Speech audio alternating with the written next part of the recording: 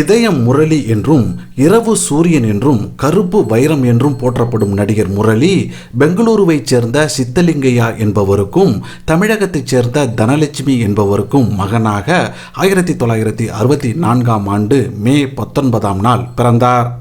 தமிழ் சினிமாவில் அதிகமாக புத்தகத்தை தூக்கி கொண்டு காலேஜுக்கு சென்ற இவர்தான் தன் நிஜ வாழ்க்கையில் காலேஜுக்கே போகாதவர் என்பதும் அவர் 10ஆம் வகுப்பிலேயே ஃபெயில் என்பதும் நம்மில் பலருக்கும் தெரியாத ஒன்றுதான்.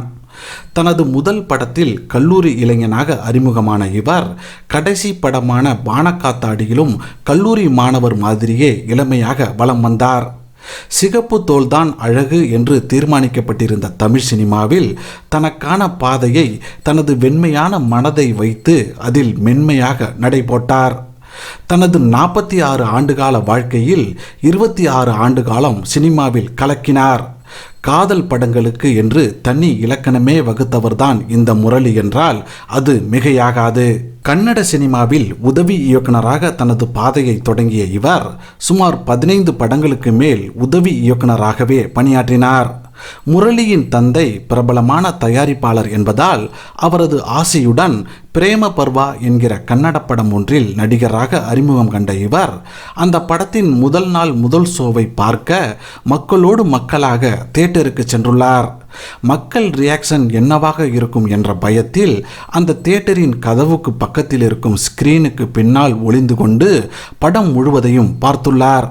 படம் முடிந்து அனைவரும் வெளியே வரும்போது முரளியின் தந்தையின் உதவியாளர் முரளியின் கையை பிடித்து இழுத்து ரசிகர்கள் கூட்டத்திற்குள் விட்டுவிட முரளியோ பயந்து போயுள்ளார்.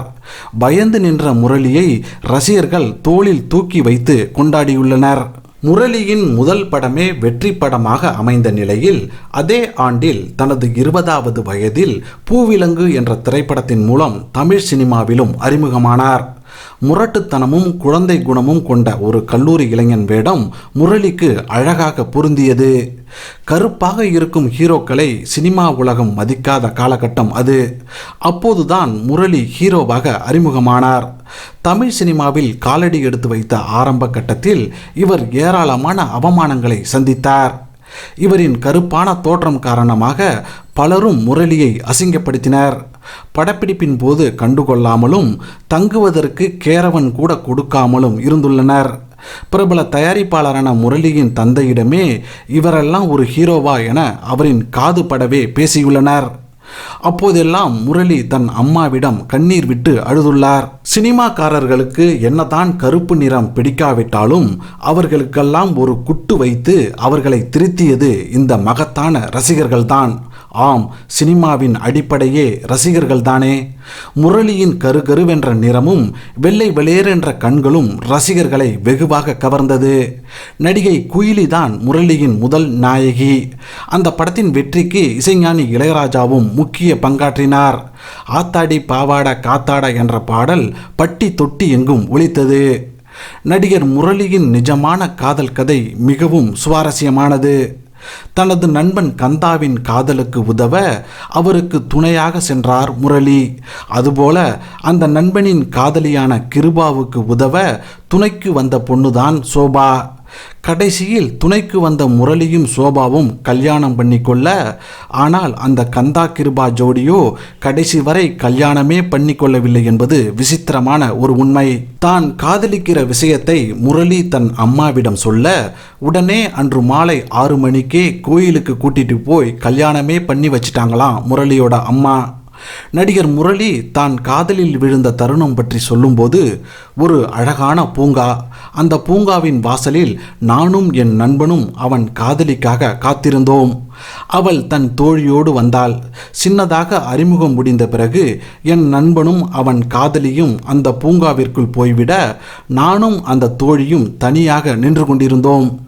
எவ்வளவு நேரம்தான் ஒரே இடத்தில் நிற்பது, கொஞ்சம் நடந்து போகலாமா என்று நான் கேட்க அந்த பொண்ணும் சரி என்றாள். மஞ்சளும் ஆரஞ்சுமாக பூக்கள் சிதறி கிடந்த அந்த சாலையில் நடக்கத் தொடங்கினோம். 1 மணி நேரம்தான். அதற்கு மேல் என்னால் தாங்கிக் கொள்ள முடியவில்லை. சட்டென்று அந்த பெண்ணின் கைகளை பிடித்து சோபா ஐ லவ் யூ என்று சொல்லிவிட்டேன் என்கிறார். கவிதாலயாவின் வண்ணக்கனவுகள் என்ற படம் நடிகர் கார்த்திக்கிற்கும் முரளிக்கும் நல்ல பெயரை பெற்றுத்தந்தது. இருவருமே நடிப்பில் அசத்தினார்கள். பாடல்கள் இல்லாமல் வந்த இந்த படம் முரளியின் திரை வாழ்வில் மிக முக்கிய பங்கு வகித்தது. சூப்பர் குட் ஃபிலிம்ஸ் தயாரிப்பில் இயக்குனர் விக்ரமனின் முதல் படமான புது வசந்தம் என்ற படம் முரளியின் வாழ்விலும் புது வசந்தமாக வீசத் தொடங்கியது. அதன் பிறகு ஏராளமான பட வாய்ப்புகள் வர நம்ம ஊர் பூவாத்தா, சாமி போட்ட முடிச்சு, சின்ன பசங்க நாங்க போன்ற ஏராளமான வெற்றி படங்களில் நடித்தார். முரளியா சம்பள கெடுபிடி செய்ய மாட்டார் என்று தயாரிப்பாளர்களும், முரளியா எந்த கேரக்டராக இருந்தாலும் தயங்காமல் நடித்து கொடுப்பார் என்று இயக்குநர்களும், முரளியா அவரது படங்கள் முதலுக்கு மோசம் செய்யாது என்று விநியோகஸ்தர்களும் மகிழ்ந்து போனார்கள். 1991 சத்யஜோதி பிலிம்ஸ் தயாரிப்பில் இயக்குனர் கதிர் இயக்கத்தில் இளையராஜாவின் இசையில் வெளிவந்த இதயம் என்ற திரைப்படம் மாபெரும் வெற்றி படமாக மாறியது. இதயம் படத்தின் மூலம் அனைவரது இதயங்களிலும் தனி இடம் பிடித்தார் முரளி. காதலை சொல்ல முடியாமல் ஒருதலை காதலின் ஏக்கத்தை, துக்கத்தை, வலியை, வேதனையை, இயலாமையை தன் முக பாவங்களில் அழகாக கொண்டு வந்தார். முரளியின் குரலில் கூட ஒரு மென்மையான சோகம் வழிந்தோடியது. அமைதியான முகம், அந்த முகத்தில் எப்போதும் ஒரு இனம் புரியாத சோகம் என்று அந்த இதயம் கதாபாத்திரத்தை முரளியை தவிர வேறு எவரும் இத்தனை இயல்பாக நடித்திருக்கவே முடியாது என்றே சொல்லலாம். இதயம் படத்தில் வரும் இதயமே இதயமே என்ற பாடல் காதலர்களை மட்டுமல்ல, கல் நெஞ்சக்காரர்களையும் கரைத்துவிடும் சக்தி படைத்தது என்றே சொல்லலாம். அந்த பாடலுக்கு அடிநாதமாக இசைஞானி இளையராஜாவும் முக்கிய பங்காற்றினார் என்பதை நாம் யாரும் மறுக்க முடியாது. இந்த இதயம் திரைப்படம் இன்றளவும் காதலர்களுக்கு ஒரு பாடம் சொல்லும் படமாக உள்ளது என்றால் அது மிகையாகாது. பொட்டு வைத்த ஒரு வட்ட நிலா, ஒரு ஜீவன் அழைத்தது, மணிக்குயில் இசைக்குதடி, தண்ணீரிலே முகம் பார்க்கும், ஒரு மணி அடித்தால் கண்ணே உன் ஞாபகம், இது முதலா வரும் பாட்டு போன்ற எண்ணற்ற சூப்பர் ஹிட் பாடல்களிலும் காலமெல்லாம் காதல் வாழ்க, சேரனின் பொற்காலம், வெற்றி கொடிகட்டு, வாட்டாக்குடி இரணியன், அதர்மம், பூந்தோட்டம் போன்ற எண்ணற்ற வெற்றி படங்களிலும் நடித்து புகழின் உச்சிக்கே சென்றார். வெறும் ஹீரோவாக மட்டுமல்லாமல் நகைச்சுவையிலும் சுந்தரா டிராவல்ஸ் என்ற படத்தில் வடிவேலுவுடன் இணைந்து கலக்கி நம் அனைவரையும் சிரிக்க வைத்தார். 1995 வெளியான தொண்டன் என்ற படத்திற்காக முதலில் நட்டு நடு சென்று என்ற பாடலை தன் சொந்த குரலில் பாடினார். இயக்குனர் இமயம் பாரதிராஜாவின் இயக்கத்தில் வெளியான கடல் பூக்கள் என்ற படத்திற்காக 2000 சிறந்த நடிகருக்கான தமிழக அரசின் விருதை வென்றார். தமிழ் சினிமாவில் கொடிகட்டி பறந்த நேரத்தில் இவருக்கு ஏராளமான தீவிர ரசிகர்கள் உருவாக ஆரம்பித்தனர். அதில் ஒரு தீவிர ரசிகர் விசித்திரமானவர் என்றே சொல்லலாம். நாளை முதல் என்று ஒட்டப்பட்டிருக்கும் சினிமா போஸ்டர் ஆனாலும் சரி, அரசியல் போஸ்டர் ஆனாலும் சரி, ஆன்மீக போஸ்டர் ஆனாலும் சரி, அதன் ஓரத்தில் கரியால் கடவுள் முரளி வாழ்க என்று எழுதியிருப்பாராம் அந்த ரசிகர்.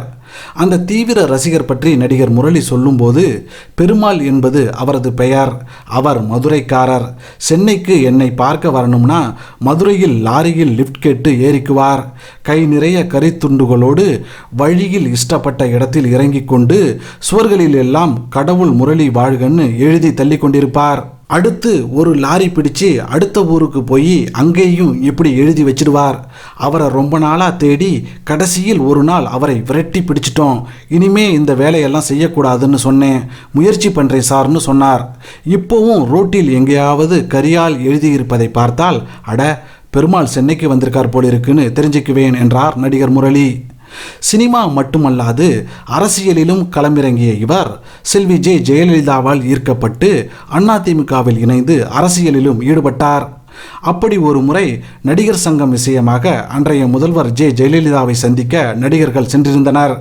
அப்பொழுது நடிகர் சத்யராஜ் முதல்வரிடம் கோரிக்கை ஒன்றை வைத்தார். இந்த முரளி கல்லூரியை தாண்டி போகவே மாட்டேங்கிறாரு, எப்படியாவது அவரை பாஸ் பண்ண வச்சிருங்கம்மா, உங்கள் ஆட்சியிலாவது அது நடக்கட்டும் என்று சொல்ல அங்கிருந்து அனைவரும் சிரித்து விட்டனர். நடிகர் முரளி நல்ல நடிகர் மட்டுமல்ல, நல்ல மனிதரும் தான். காலமெல்லாம் காதல் வாழ்க படத்தின் கிளைமேக்ஸ் காட்சி ஒரு ஆஸ்பத்திரியில் நடந்துள்ளது. அப்போது முரளியின் படுக்கைக்கு சற்று தொலைவில் ஒரு வயதான பெரியவர் சிகிச்சை பலனின்றி இறந்துவிட்டார். ஓரிரு நாட்களில் அவரது இறுதி சடங்கு முடிந்து அவரது குடும்பத்தினர் ஷூட்டிங்கில் இருந்த முரளியை தேடி வந்தனர். திடீரென முரளி காலில் விழுந்து கண்ணீருடன் நன்றி சொல்வதை பார்த்து சக நடிகர்கள் எதுவும் புரியாமல் விழித்துள்ளனர். விசாரித்த போதுதான் தெரிந்தது, ஏழ்மையில் இருந்த அந்த பெரியவரின் சிகிச்சை செலவை அந்த ஆஸ்பத்திரியில் அத்தனை நாளும் முரளிதான் கவனித்து வந்திருக்கிறார் என்று. இது உடனிருந்த மற்ற நடிகர்கள் கூட தெரியாதாம். அந்த அளவுக்கு நல்லவர்தான் இந்த முரளி. முரளியின் தந்தை என்னதான் கன்னடர் என்றாலும் அவரது தாய் சுத்த தமிழ் பெண்.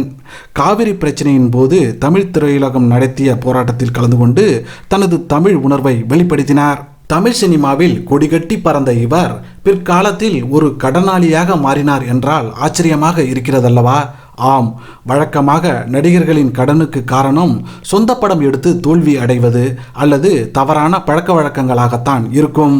ஆனால் இவர் வித்தியாசமான முறையில் இவர் நடித்த படங்கள் வெளியாவதில் ஏற்பட்ட சிக்கலை தீர்க்க சொந்த பணத்தை கொடுத்துள்ளார். இதனால் பல கோடி ரூபாய் கடன் ஏற்பட்டதாக கூறப்படுகிறது. முரளி சோபா தம்பதிகளுக்கு அதர்வா, ஆகாஷ் என்கிற 2 மகன்களும் காவ்யா என்கிற ஒரு மகளும் உள்ளனர். இதயம் படத்தின் மூலம் பிரபலமான இவர் தனது கடைசி படத்திலும் இதயம் முரளியாகவே நடித்து 2010ஆம் ஆண்டு இதய நோயால் பாதிப்படைந்து தனது 46வது வயதில் காலமானார். தனது தனித்துவமான இயல்பான நடிப்பால் மிகப்பெரிய ரசிகர் பட்டாளத்தை கொண்டிருந்த மகத்துவமான நாயகன் 2010ஆம் ஆண்டு செப்டம்பர் 8ஆம் நாள் மாரடைப்பால் காலமானார். தமிழ் சினிமா படப்பிடிப்புகள் அனைத்தும் நிறுத்தப்பட்டு தமிழ் திரையுலகமே ஸ்தம்பித்தது. நடிகர் முரளிக்கு டைரி எழுதும் பழக்கம் உண்டு. அதில் தனக்கு உள்ள கடன்கள் குறித்து அவ்வப்போது எழுதி வந்துள்ளார். அவருடைய மறைவுக்கு பின்னர் அந்த டைரியின் மூலம் தன் கணவர் வைத்திருந்த கடனை தெரிந்து கொண்டுள்ளார் சோபா. அதில் ஃபைனான்சியர் திருப்பூர் சுப்பிரமணியத்திற்கு 17 லட்சம் ரூபாய் கடன் கொடுக்க வேண்டும் என இருந்துள்ளது. அதே நேரத்தில் முரளி இறந்தவுடன் தன்னிடம் இருந்த பத்திரங்கள் அனைத்தையும் கிழித்து போட்டுவிட்டார் திருப்பூர் சுப்பிரமணியம். சில நாட்கள் கழித்து திருப்பூர் சுப்பிரமணியத்திடம் தொலைபேசியில் பேசிய சோபா அவரை வீட்டிற்கு அழைத்துள்ளார். அவர் வீட்டிற்கு சென்றவுடன் முரளியின் மனைவி சோபா 17 லட்சம் ரூபாயை உள்ளே இருந்து எடுத்து வந்து கொடுத்துள்ளார். திருப்பூர் சுப்பிரமணியத்திற்கோ அதிர்ச்சியாக இருந்துள்ளது. அப்போதுதான் முரளியின் டைரி தகவல்களை சொல்லியிருக்கிறார் மனைவி சோபா. நான் பணமே கேட்கவில்லையே, அவர் கொடுத்த பத்திரங்களை கூட கிழித்து போட்டுவிட்டேன் என கூறியிருக்கிறார் திருப்பூர் சுப்பிரமணியம். அப்போது இதுவும் என் கணவர் பணம்தான், அவருடைய சம்பாத்தியத்தில் வாங்கிய இடத்தை விற்று கடன் கொடுத்தவர்களுக்கு கொடுக்கிறேன். முதலில் உங்களுக்கு ஏன் கொடுக்கிறேன் என்றால், நீங்கள் ஒருவர் மட்டும்தான் எங்களை அழைத்து கடன் எப்போது கொடுப்பீர்கள் என்று கேட்கவே இல்லை. ஆகையால் உங்களுக்கு முதலில் கொடுக்கலாம் என்று அழைத்து கொடுக்கிறேன். தன் கணவர் யாருக்கும் கடனாளியாக சென்றுவிடக்கூடாது என்பது என் எண்ணம் என திருப்பூர் சுப்பிரமணியத்திடம் கூறியுள்ளார் முரளியின் மனைவி சோபா. நடிகர் முரளி இறந்த சோகத்திலும் கூட மறக்காமல் கடனை திருப்பி அளித்த நடிகர் முரளியின் மனைவியை நினைத்து நெகிழ்ந்துள்ளார் திருப்பூர் சுப்பிரமணியம். நடிகர் முரளியின் உடல் வேண்டுமானால் இந்த உலகில் இல்லாமல் இருக்கலாம். ஆனால் அவர் விட்டு சென்ற நினைவுகள் அனைத்தும் நம்மிடம் எப்போதும் இருந்து கொண்டே இருக்கும் என்பதில் எந்த மாற்று கருத்தும் இருக்க முடியாது. இந்த வீடியோ உங்களுக்கு பிடித்திருந்தால் லைக் பண்ணுங்கள், ஷேர் பண்ணுங்கள், கமெண்ட் பண்ணுங்கள். மறக்காமல் சப்ஸ்கிரைப் பண்ணுங்கள். நன்றி, வணக்கம்.